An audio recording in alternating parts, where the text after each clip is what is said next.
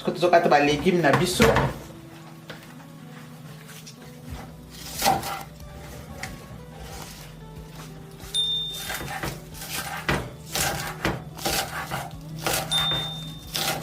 Omoni bandem na sitokata kina tungulu na biso ba légumes tozotia siko na kati ya malangwa na biso.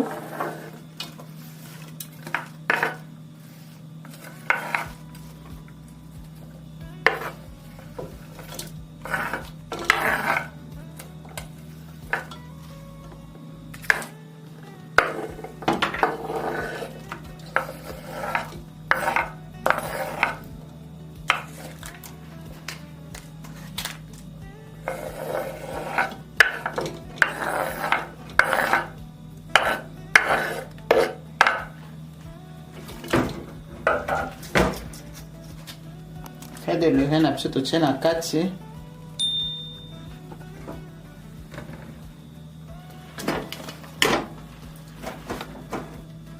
Oyo ezali pipi na biso totie pipi na biso ya mbuma.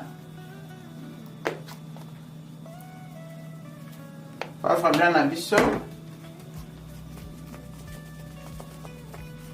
Piment doux na biso. Ensuite, huile na biso tozali kotia totie huile muke parce que mbisi alaka na mafuta na ye na kati. Nde yango oyo tozalaki bino huile na biso yango. Totie totie muke parce que mbisi alaka deja na mafuta na kati. Tozokaka pe ail na biso.